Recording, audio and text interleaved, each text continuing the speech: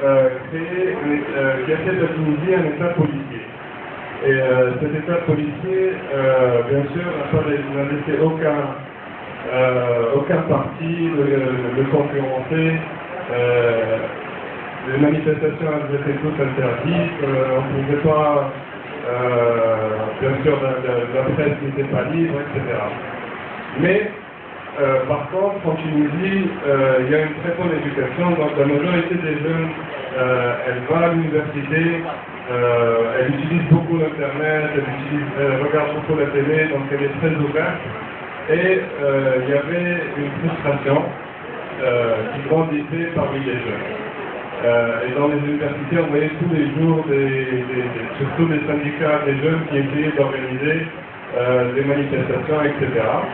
Jusqu'au 17 décembre 2010, où il y avait cet incident du jeune marchand mobile qui s'est fait brûler, qui s'est immolé dans une petite région pauvre de Tunisie, qui s'appelle Sidi Bouzid. Il s'est immolé parce qu'il a été humilié par une agent municipale et bien sûr il ne pouvait pas travailler, etc. Et il se sentait tellement frustré qu'il s'est immolé. Et tout de suite après, c'est toute sa famille qui a commencé à protester devant la municipalité de la ville et devant la mairie, mais elle a été attaquée par la police. Et depuis cet incident-là, il y avait une contamination dans les autres régions. C'est-à-dire que les régions d'à côté ont commencé à manifester aussi pour protester.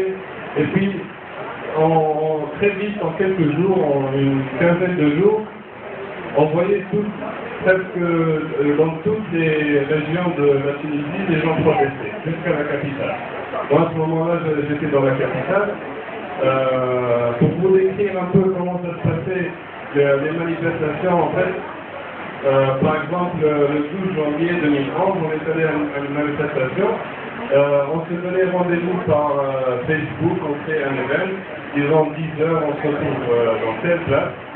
Moi, j'y allais à 10 heures, par exemple, ou à 9 heures. Et ce qu'on retrouvait, c'est qu'on retrouvait la police.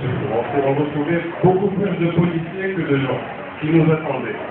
Et donc, on se regarde, les gens, on ne sait pas qui, parce que les policiers sont en civil, on ne sait pas qui est civil, qui est policier. Et après, il y a quelqu'un qui siffle, comme ça. Je ne sais pas qui, mais c'est comme par hasard, quelqu'un qui siffle.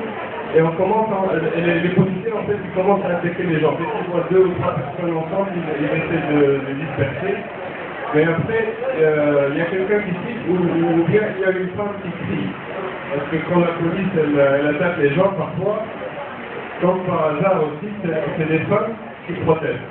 L'homme, il prend la gifle et il part. Mais la femme, non, elle commence à crier, elle proteste. Et là, quand la femme, elle commence à crier, il y a d'autres jeunes qui viennent autour d'elle et qui la tiennent très fort. Comme ça, la police, elle ne peut pas les écarter. Et c'est comme ça que commence la manifestation. Il y a une femme qui est agressée par le policier, d'autres jeunes qui l'entourent, et on crée un groupe et qui grandit petit à petit. Mais ça ne dure pas longtemps. On réussit à se rassembler pendant 5, 10, maximum 15 minutes. Et tout de suite après, la police elle attaque avec les bombes lacrymogènes, etc. Mais ce qu'on avait réussi à faire, c'est montrer au monde, et surtout à travers les vidéos, à travers Facebook, qu'il y avait une grande frustration, que les gens ils bougeaient, ils prenaient des risques, même les pauvres, les riches, de toutes les catégories, ils descendaient dans la rue, ils n'étaient plus d'accord. Et leur principal slogan, c'était de l'eau, du pain, mais pas de la vie. C'est-à-dire, on est prêt à vivre d'eau et de pain, mais que ce ne se pas. C'est-à-dire, c'est pour ça qu'on a appelé la révolution de la dignité. Parce que les gens, ils avaient marre d'être humiliés, ils avaient marre d'être traités comme des vaches. D'accord, vous nous donnez la nourriture et peut-être on peut vivre, on n'a pas de faim, mais quand même, on a une dignité Et on veut travailler, on veut s'exprimer, on veut être libre de faire ce qu'on veut dans notre pays, comme dit notre frère de l'Angola. Donc, bon, ce qui s'est passé, c'est un peu comment a eu la révolution tunisienne, jusqu'au 14 janvier où le dictateur il a fui. Il a été tout simplement perdu, il ne savait pas s'il pouvait encore rester, s'ils allaient être trahis, s'ils allaient être tués, donc il a perdu confiance en lui et il a fui. Tout de suite après, bon, c'est un gouvernement, c'est pas un gouvernement révolutionnaire qui a pris sa place, bien au contraire, c'est un peu des anciens du même parti, mais c'est des anciens qui voulaient faire la transition. Et après, bon, mais ils se pliaient quand même à la volonté des gens. C'est-à-dire, les gens, ils continuaient à protester, et ce gouvernement-là, il se pliait à ce qu'il voulait.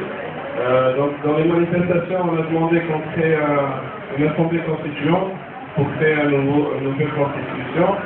Et donc, il y avait une élection qui a eu le 23 octobre 2011, c'est-à-dire 10 mois après. Et dans cette élection, on a élu une assemblée constituante de 119 membres, et il y avait une majorité d'un parti islamique qui était réprimé aussi. Et l'ancien parti, il a une il a une minorité, c'est-à-dire, en fait, beaucoup d'entre eux, ils étaient interdits d'être candidats dans les élections. Donc, l'ancien parti, ils ont eu peut-être 3 ou 4 sièges parmi les 219, mais reste, même comme ça, le gouvernement n'est toujours pas révolutionnaire. C'est-à-dire qu'ils n'ont pas vraiment commencé le changement et les vraies réformes, parce que la dictature en Tunisie, c'est pas la personne du dictateur, et c'est pas les ministres, c'est pas des personnes, mais c'est tout un système. Tout un système très très compliqué.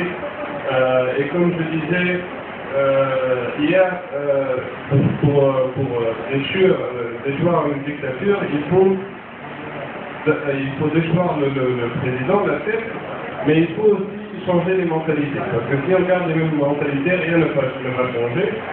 Donc on a beaucoup appris cette révolution parce que